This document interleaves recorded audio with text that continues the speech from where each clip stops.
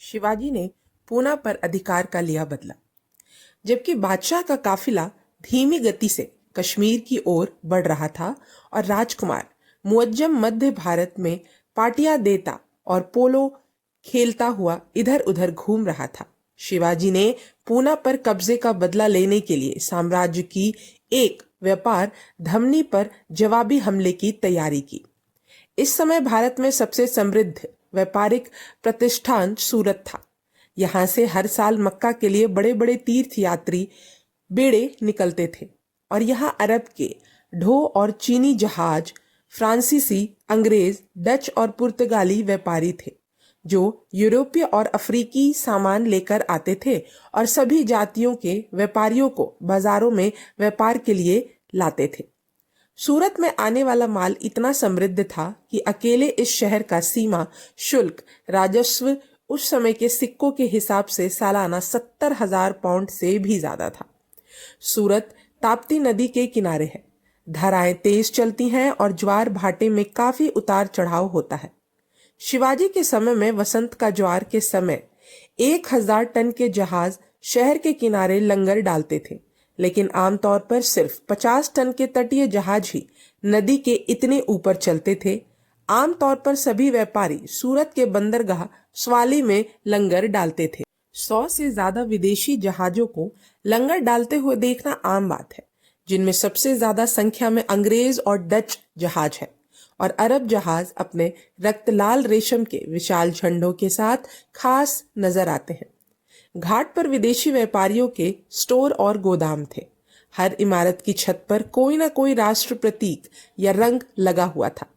साम्राज्य के इस प्रवेश द्वार पर पहुंचने पर हर यात्री और व्यापारी को कस्टम हाउस से गुजरना पड़ता था, जहां पहुंचने के लिए भी कुलियों के साथ लंबी बहस और अंतहीन सौदेबाजी करनी पड़ती थी। मुख्य कस्टम अधिकारी सामान और माल की जांच का पर्यवेक्षण करता था। उसके साथ चाबुक लिए हुए निगोरे दास भी होते थे। जांच बहुत कड़ी होती थी, हर पैकेज को खोलना पड़ता था। कस्टम हाउस के बाद किसी को एक्सचेंज ऑफिस से गुजरना पड़ता था, जहां विदेशी मुद्रा बदली जाती थी और जहां अगर किसी के पास भारतीय बैंक में क्रेडिट था तो उसे अपने हुंडी दिखानी पड़ती थी। फिर यात्री एक्सचेंज ऑफिस के बाहर किराए पर चलने वाले 2 पहिया रथों में से एक में सूरत के लिए निकल पड़ा, या अगर वह एक प्रतिष्ठित विदेशी था तो वह रेशम से सजी एक भारी बैलगाड़ी में यात्रा करता था। सड़क सुखद थी, पेड़ों से छायादार और गन्ने और तंबाकू के खेतों से घिरी हुई थी और जैसे जैसे वह शहर के पास पहुंचता यात्री को पता चलता कि कई उद्यानों को देखकर खुशी होती थी जो सूरज की किरणों से छायांकित और तालाबों और जल संरचनाओं के पड़ोस से तरोताजा थे, जो छुट्टियों में पिकनिक मनाने के लिए वहां आने वाले अमीर व्यापारियों को ठिकाना था। गंभीर अंग्रेज भी उनसे मिलने के लिए तैयार हो सकते थे। बड़ी गाड़ियों में सभी खुली हुई सिवाय उनकी पत्नियों के। उनके चारों ओर कई घुड़ियां चांदी से ढकी हुई थी और उन्होंने आलिशान बैलों की जोड़ी खींच रही थी।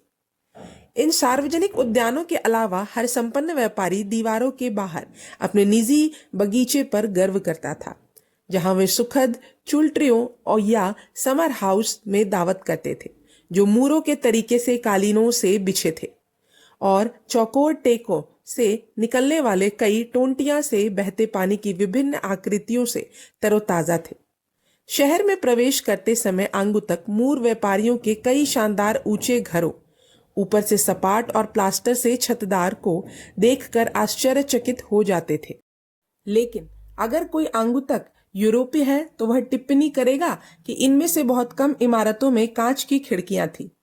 कांच स्थानीय रूप से निर्मित नहीं था और इसे वेनेसिया, कॉन्स्टेंटिनोपल से आयात करना पड़ता था, इसलिए खिड़कियों को आमतौर पर चिक्स या लैटिस से सजाया जाता था।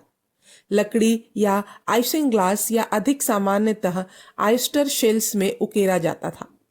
इन महलों में व्यापारी राजकुमार आराम से जीवन जीते थे और जैसा कि वे परिधान में साफ सुथरे होते हैं, वे अपनी गाड़ी में गंभीर होते हैं।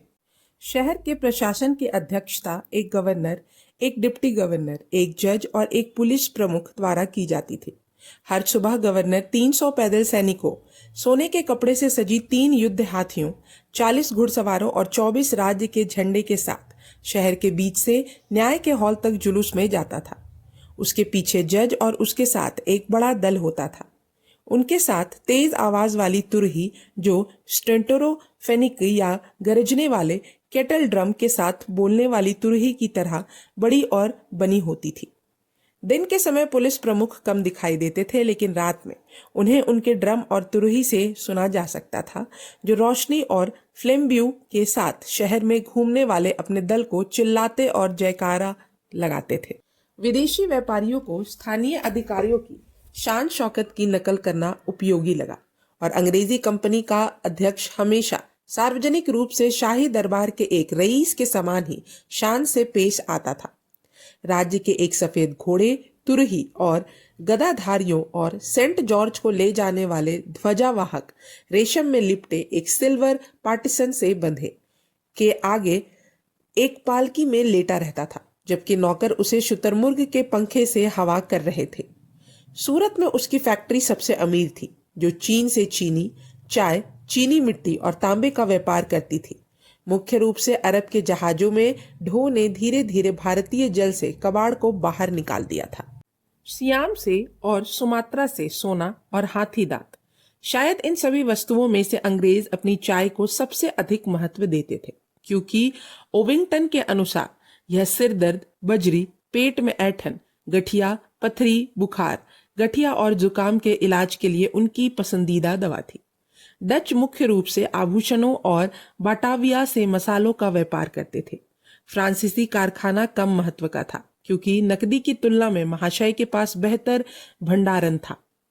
अकबर ने 1 सदी पहले शहर की किलेबंदी करवाई थी और गवर्नर को हर साल इतनी रकम दी जाती थी कि वह सेना की देखभाल कर सके।